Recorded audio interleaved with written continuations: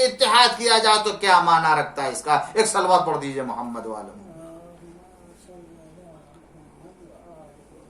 قرآن کہتا ہے کہ حق کے اوپر اتحاد یکجہتی کی دعوت ہو سکتی ہے. اذکروا نعمت اللہ علیکم اذ کنتم اعداء فألف بین قلوبکم فاصبحتم بنعمتہ اخوانا. یاد کرو اللہ کی نعمت کو کہ جو اللہ نے تمہارے اوپر نازل کی تھی. کون سی نعمت؟ اذ کنتم اعداء، تم اس کے پہلے دشمن تھے ایک دوسرے کے. اسلام آنے سے پہلے تمہاری کیا صورتحال تھی؟ تم اعداء، ایک دوسرے کے دشمن تھے. فَأَلَّفَ بَيْنَ قُلُوبِكُمْ، اللہ نے تمہارے دلوں میں محبت پیدا کی، دلوں کو جوڑ دیا ایک دوسرے سے. فَأَصْبَحْتُمْ بِنِعْمَتِهِ، اللہ کی نعمت کی بنا پر، خدا کی توفیق کی بنا پر، فضل کی بنا پر اخوانا. کہاں دشمن تھے اور اب کہاں بھائی بھائی ہو گئے. کس بنیاد پر؟ خدا کی اس نعمت فضل کی بنا پر، اسلام اور نعمت کے آنے کے بعد. وَلَا تَكُونُوا كَالَّذِينَ تَفَرَّقُوا وَاخْتَلَفُوا، دیکھو خبردار ان لوگوں کی طرح سے نہ ہو جاؤ گے جن لوگوں نے تفرقہ ایجاد کیا اور اختلاف پیدا کیا. مِن بَعْدِ مَا جَاءَهُمُ الْبَيِّنَاتُ، ان کے پاس دلیلیں آ جانے کے بعد، اس کے بعد بھی کٹ حجتی کرتے رہے اور اختلاف کرتے رہے اور وہ انتشار پھیلاتے رہے. وَأُولَٰئِكَ لَهُمْ عَذَابٌ عَظِيمٌ، ان کے لیے بہت ہی بڑا عذاب اللہ تعالیٰ نے رکھا ہے. تو دلیل آ جانے کے بعد کسی کو اختلاف کرنے کی اجازت نہیں ہے. دلیل، استدلال، گفتگو کرو، بحث کرو، مگر دلیل آ جانے کے بعد پھر نصارائے نجران کی طرح سے نہیں کٹ حجتی کرنے لگے، بلکہ تسلیم ہو جاؤ. دلیل کے سامنے تسلیم ہو جاؤ. دلیل نہیں سمجھ میں آتی تو دلیل کا کاٹ پیش کرو، پھر دلیل دی جائے گی، مگر جب دلیل کے کوئی جواب نہ ہو تو پھر تسلیم ہو جاؤ. انما المؤمنون اخوہ، مومنین آپس میں بھائی ہیں، صاحبان ایمان آپس میں بھائی بھائی ہے، دشمن نہیں ہے. اور جب بھائی بھائی ہے تو جو اخوت کے تقاضے ہیں اور جو اخوت کے حقوق ہیں انہیں ادا کرنا چاہیے. پھر اس کے بعد اللہ ایک دوسری آیت میں ان الذین فرقوا دینہم وکانوا شیعا لست منہم فی شیء، جن لوگوں نے دین کو جو وہ منتشر کر دیا اور وہ فرقے میں بڑھ گئے، آپ ان کے ذمہ دار نہیں ہیں. اے پیغمبر، یہ انہوں نے اختلاف کیا، انہوں نے دین کو برباد کر دیا، دین کو منتشر کیا، الگ الگ مسلکوں میں بڑھ گئے، الگ الگ فکروں میں بڑھ گئے. آپ کا لست منہم فی شیء، لست منہم فی شیء، آپ ان کے لیے پریشان نہ ہو. وَاعْتَصِمُوا بِحَبْلِ اللَّهِ جَمِيعًا وَلَا تَفَرَّقُوا، اے لوگو مضبوطی سے اللہ کی رسی کو پکڑ لو اور آپس میں تفرقہ نہ ڈالو. انہی تمام تاکید کے باوجود اللہ فرماتا ہے ایک پلیٹ فارم پر جمع ہو، اختلاف نہ کرو، اللہ کی رسی کو مضبوطی سے پکڑ لو. وَلَا تَنَازَعُوا فَتَفْشَلُوا وَتَذْهَبَ رِيحُكُمْ، دیکھو آپس میں جھگڑا نہ کرنا، اختلاف نہ کرنا، ورنہ کمزور ہو جاؤ گے. فَتَفْشَلُوا، کمزور ہو جاؤ گے. اور وَتَذْهَبَ رِيحُكُمْ، اور جو تمہاری ہیبت ہے وہ تمہارے درمیان سے نکلتی جائے گی، چلی جائے گی، ختم ہو جائے گی. ابوہت جو تمہارے اندر وہ ختم ہوتی جائے گی. اختلاف کی صورت میں کمزوری آتی ہے، انتشار کی شکل میں انسان ضعیف ہوتا ہے اور وہ تنہا پڑ جاتا ہے. لہذا بحث و گفتگو کا دروازہ کھلنے کا مطلب یہ نہیں ہے کہ ہم آپس میں جھگڑا کریں، اختلاف کریں. ہم نے عرض کیا استدلال، دلیل، برہان کی بنا پر آئیے گفتگو کریں، بحث کریں. کتنے ایسے راستے کھلے ہیں اس میدان میں لوگوں کے لیے جن لوگوں نے واقعی دین سمجھنا چاہا ہے، دلیل کے تابع ہوئے ہیں، کسی طرح کی کوئی پریشانی نہیں ہوئی ہے، بلکہ وہ جتنے اعتراضات میں نے عرض کیا ایک دوسرے کے اوپر لگتے رہے ہیں، ان تمام اعتراضات کو اپنے ذہن سے نکال دیا اور اپنے ذہن کو صاف کر لیا اور اس کے بعد حق مذہب کے تابع ہو گئے۔ علمی بحث کا نتیجہ ہی یہی ہوتا ہے۔ غور کریں عزیزان گرامی، میں نے شاید یہ موضوع اختیار کر کے تھوڑی دقت کا ضرور مطالبہ کیا ہے، اور آپ کی توجہ کی طرف میں نے ذرا سا توجہ طلب باتیں ہیں، اور اس سلسلے میں تھوڑی سی جو آپ کو غور کرنے کی میں دعوت دوں گا، اس لیے کہ آسانی سے باتیں جو وہ ذہنوں تک منتقل نہیں ہوتی ہیں۔ مگر بہرحال جو بحث ہے، جو گفتگو ہے، میں ہر ایک ناظر کو، ہر ایک سامع سننے والے کو دعوت دیتا ہوں، وہ چاہے جس مسلک سے متعلق ہو، چاہے جس دین سے متعلق ہو، وہ سوچے کہ آیا واقعاً ہمیں اپنے عقائد کے بارے میں اور اپنے دین کے بارے میں غور کرنے کی اجازت دی گئی یا نہیں۔ اگر ہم اپنے عقائد کے بارے میں کمزوری محسوس کرتے ہیں تو اسے دریافت کر سکتے ہیں یا نہیں ہے، اس کے بارے میں ہم پوچھ سکتے ہیں یا نہیں پوچھ سکتے ہیں، کسی طرح کو کوئی۔ اسی لیے اسلام نے ہر سوال کا جواب رکھا ہے۔ اسلام اپنے دامن میں سچی تعلیمات رکھتا ہے، تو پھر اس سے متعلق اگر کسی کے ذہن میں کوئی اعتراض ہے تو اسے بھی وہ حل کرنے کے لیے تیار ہے۔ ہم ایسے کے ماننے والے نہیں ہیں کہ جب اسلام کی ذمہ داری ہاتھ میں آئی تو آنے کے بعد اعلان کیا عقیلونی عقیلونی، مجھے ممبر سے اتار لو، ممبر سے اتار لو، کہ میں تمہارے درمیان صحیح فیصلہ کرنے والا نہیں ہوں، بلکہ ہم اس کے ماننے والے ہیں کہ جو ممبر پر جا کے سلونی سلونی قبل ان تفقدونی، پوچھو پوچھو جن کو جو پوچھنا ہے قبل اس کے کہ میں تمہارے درمیان نہ رہوں۔ ایک صلوات پڑھ دیجئے محمد وآل محمد۔ تو ہر سوال کا جواب مذہب میں، دین میں ہے۔ اور میں نے عرض کیا کہ جب راستہ کب کھلتا ہے؟ جب بحث ہوتی ہے۔ الزام کب ختم ہوتا ہے؟ جب حقیقت کی تہ تک پہنچتا ہے۔ ورنہ انسان نہ جانے کیا سمجھ کر کے، کس دلیل کے سہارے سے وہ کسی دوسرے مسلک کے سلسلے میں تبلیغات کر رہا ہے، لوگوں کو بتا رہا ہے، لیکن جب اس کو حقیقت معلوم ہوتی ہے تب جا کے اسے توبہ کرنے کی نوبت آتی ہے۔ میں نے کتنے لوگوں کو گمراہ کیا۔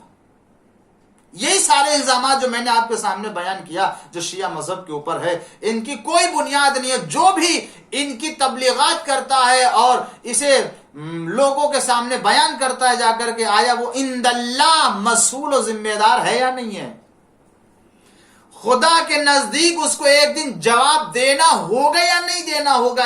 ایک پوری قوم کے اوپر ایسا الزام صدیوں سے لگایا جائے کہ جس کی کوئی بنیاد نہیں ہے۔ کس شیعہ گھر میں کبھی کوئی 40 پارے کا قرآن نکلا ہے؟ لائے کوئی، دکھائے ثبوت کے ساتھ کہ یہ 40 پارے کا۔ آج تک میں نے نہ اس کا وجود دیکھا، نہ میں نے اس کی دلیل دیکھی، اور نہ میں نے اسے کسی گھر میں دیکھا، مگر آج بھی یہ مشہور ہے اور یہ کہا جاتا ہے۔ اور اگر نہیں صحیح، غلط ہے یہ بات، تو پھر میں تمام مسلمانوں سے کہنا چاہتا ہوں، پھر اور دوسری باتوں کے سلسلے میں بھی پھر کیوں نہیں دوبارہ غور کرتے کہ کیا وہ بھی باتیں درست ہو سکتا ہے 40 پارے کے قرآن کی طرح سے وہ ساری باتیں جھوٹی ہوں جو ہمارے بارے میں الزام کے طور سے کہی جاتی ہیں۔ اسی علمی گفتگو اور علمی جو وہ بحث و کلام کے نتیجے میں جب ایک عالم کے سامنے دروازہ کھلتا ہے اور اسے حقیقت کا علم ہوتا ہے، تو پھر وہ خود اہل بیت کے در پہ آ کر کے خود ایسی کتاب لکھتا ہے کہ لکھنے کے بعد کتنے مسلمانوں کو رائے حق کی طرف رہنمائی کرتا ہے۔ اس سلسلے میں بہت سے ایسے افراد ہیں کہ جنہوں نے رہنمائی کی ہے اور مسلمانوں کو ہدایت کی ہے، اور کہا کہ نہیں، میں نے جو حقیقت سمجھی ہے، جو خدا نے میری ہدایت کے ذریعے سے رہنمائی کی ہے، میں وہ آپ کے سامنے پہنچا کر کے میں اپنی ذمہ داری سے سبکدوش ہونا چاہتا ہوں، اس لیے کہ میں نے جو سیکھا ہے وہ سکھانا چاہتا ہوں، اس لیے کہ اس کے پہلے جو میں سمجھتا تھا وہ سمجھا رہا تھا، اور اب جو سمجھا ہوں وہ سمجھا رہا ہوں۔ اسی لیے آپ دیکھیں کہ الازہر، مصر کی الازہر یونیورسٹی جو بہت ہی عظیم یونیورسٹی ہے، الازہر نام کی جو مسلمانوں کی مصر میں، وہاں کا جو عظیم درجے کے اوپر فائز مفتی کہ جو ذمہ دار دانشگاہ، ذمہ دار یونیورسٹی، وہ کہتا ہے کہ جس طریقے فتویٰ دیا اپنے مشہور فتوے میں، جن کا نام جو ہے وہ شیخ محمود شلتوت تھے، جنہوں نے اپنے زمانے میں فتویٰ صادر کیا ہے، اور جن کے فتوے کی تمام اس زمانے کے اکثر علماء اور دانشوران اہل سنت نے تائید کی ہے، اور کہا تم نے بہت بڑی جرات کی ہے اس فتوے کے ذریعے سے، اور مسلمانوں کو دعوت فکر دے کر کے، اور مسلمانوں کے ایک پلیٹ فارم پر جمع کرنے کے لیے۔ شیخ محمود شلتوت جو الازہر مصر کی یونیورسٹی کے ذمہ دار کی حیثیت سے، انہوں نے فتویٰ کیا دیا، مطالعہ کرنے کے بعد اپنے زمانے میں تمام فقہ کا مطالعہ کرنے کے بعد، انہوں نے جب شیعہ فقہ کا مطالعہ کیا، جب انہوں نے شیعہ اثنا عشری مذہب اہل بیت علیہ السلام کے فقہ کا مطالعہ کیا، تو انہوں نے فتویٰ دیا کہ جو اعتبار مذاہب اربعہ کا ہے، وہی اعتبار مذہب جعفری کا بھی ہے اور فقہ جعفری کا بھی ہے۔ اگر ایک مسلمان شافعی مذہب کے فقہ پر عمل کر کے اپنے کو اللہ کے نزدیک سبکدوش سمجھتا ہے، تو اسی طریقے سے فقہ جعفری کے اوپر بھی عمل کر کے وہ مسلمان ہو سکتا ہے، اور اپنے فقہی تقاضوں کو پورا کر کے اللہ کے نزدیک وہ سبکدوش ہو سکتا ہے۔ کہ آج تک کسی نے بھی اس مذہب کو، اس دین کو فقہ کے مقابلے میں، دیگر مذاہب کے مقابل میں نہیں سمجھا تھا کہ اسے بھی ایک فقہ کا حصہ سمجھا جائے، مگر امام جعفر صادق علیہ السلام کی طرف منسوب فقہ کو، جو مذہب اہل بیت کی فقہ تعلیمات ہے، ان تمام تعلیمات کے اوپر عمل کرنے کو ایک مسلمان کو اجازت دی، دعوت دی کہ اس میں کوئی فرق نہیں ہے، چاہے وہ مذہب جعفری کے اوپر عمل کرے یا دوسرے مذہب کے فقہ کے اوپر عمل کرے۔ یہ الگ بات ہے کہ ہمارا فقہ جعفری جو فقہ محمد صلی اللہ علیہ وآلہ وسلم ہے، فقہ اہل بیت علیہ السلام، تمام فقہ سے منفرد ہے، تمام فقہ سے ممتاز ہے، بلکہ یہی اصل فقہ ہے کہ جس مکتب کے شاگردوں نے بنایا جا کر کے دوسرے فقہ کے مذہب کو، ورنہ اس کے علاوہ کوئی، اس لیے کہ یہ محافظ شریعت ہیں، اہل بیت علیہ السلام پیغمبر ہی کی لائی ہوئی فقہ و شریعت کے تابع ہیں اور اس کے محافظ ہیں، اس کے بیان کرنے والے ہیں، لہٰذا یہ فقہ جعفری یعنی فقہ پیغمبر ہے، شریعت پیغمبر ہے جس کو بیان کیا گیا۔ مگر یہ عرض کرنا چاہتا ہوں کہ جب قریب سے فقہ جعفری کا مطالعہ کیا، تب ان کے سمجھ میں آیا کہ اس کے جتنے بھی فقہی بنیاد ہیں وہ قرآن اور احادیث کی بنیاد پر ہیں، اور جب سمجھ لیا ایک فہیم نے، ایک دانش مند نے، تو پھر اس کی یہ ذمہ داری بن گئی کہ ہم اعلان کر دیں کہ فقہ جعفری بھی قرآن و حدیث کی روشنی میں مرتب کیا گیا ہے، اپنے رائے اور نفس کے خواہشات کی بنیاد پر نہیں ہے۔ ایک صلوات پڑھ دیجئے محمد و آل محمد پر۔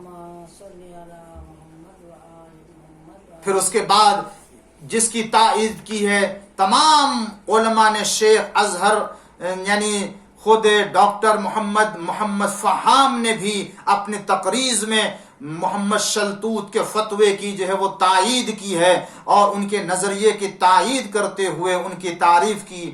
اسی طریقے سے شیخ محمد غزالی نے، انہوں نے بھی اپنے اس بزرگ کے فتوے کی تائید کی، عبد الرحمن نجار نے بھی ان کے فتوے کی تائید کی، استاد احمد نے بھی اس کی تائید کی، شیخ محمد ابو زہرہ نے بھی تائید کی، استاد محمود سرطاوی نے بھی تائید کی، ڈاکٹر حامد حنفی نے بھی تائید کی، اور جتنے بھی اس طرح کے ڈاکٹر عبد الرحمن کیالی نے، کہ جو حلب کے مشہور ترین شخصیت مانی جاتی ہے، استاد ابو الوفا غنیمی تفتازانی نے بھی، جو اس فلسفہ اسلامی کے ٹیچر ہیں، خود الازہر یونیورسٹی میں وہ خود جو ہے وہ مشرق و مغرب کے تمام بحث کرنے والوں میں سے، اور جدید و قدیم کے تمام بحث کرنے والوں کے نقاد مانے جاتے ہیں، اور ان تمام چیزوں کا مطالعہ کرنے کے بعد جب فتویٰ دیکھا ان کا تو کہا یہ حقیقت کے اوپر مشتمل ہے، اور یہ بہت بڑی جرأت ہے اور یہ بہت بڑی ہمت ہے کہ مسلمانوں کو یہ اجازت دے دینا اور مسلمانوں کے درمیان اتحاد اور اتفاق کے فضا کو قائم کرنا، کہ یہ بھی ایک مذہب ہے اسلام کے مذاہب کی طرح سے جس طریقے سے دیگر اسلام کے مذاہب مانے جاتے ہیں۔ اگر اسی طریقے سے، اگرچہ ہمارا اختلاف اس سلسلے میں ہے، نظریاتی اختلاف، کہ یہ فقہ جعفری فقہ شافعی کی طرح سے نہیں ہے، فقہ حنفی فقہ جعفری کی طرح نہیں ہے، فقہ حنبلی فقہ جعفری کی طرح نہیں ہے، فقہ جو ہے وہ حنفی فقہ جعفری کی طرح نہیں ہے، فرق ہے دونوں میں، اور فرق اتنا ہی ہے، یہ کہہ لیجئے کہ جتنا فرق اصل میں اور نقل میں ہوتا ہے اتنا ہی فرق ان فقہوں میں بھی پایا جاتا ہے، کہ فقہ جعفری اصل فقہ کو کہتے ہیں، اور اس کے بعد جو دیگر فقہ پائے جاتے ہیں وہ اسی فقہ سے نکل کر کے اپنے راستے بدل لیے اور اپنے راستوں میں دوسری چیزوں کو شامل کر لیا ہے۔ لیکن بات جو ہے وہ یہ کہ علمی نقطہ نگاہ سے اگر بات دیکھی جائے تو بہت حد تک دوریاں قربت میں بڑھ سکتی ہیں اور بدل سکتی ہیں، جس طرح سے یہ عالم بزرگوار نے چاہا ہے کہ اس طرح سے ان مسلمانوں کے درمیان میں اختلافات کو دور کیا جائے اور اختلافات کو برطرف کیا جائے۔ ناظرین کرام اور سامعین محترم، میں نے آپ کے سامنے جو باتیں پیش کی ہیں، یہ باتیں للہ میں نے کسی اور غرض کے لیے یا کسی اور مقصد اور ہدف کی خاطر نہیں بحث کی ہے۔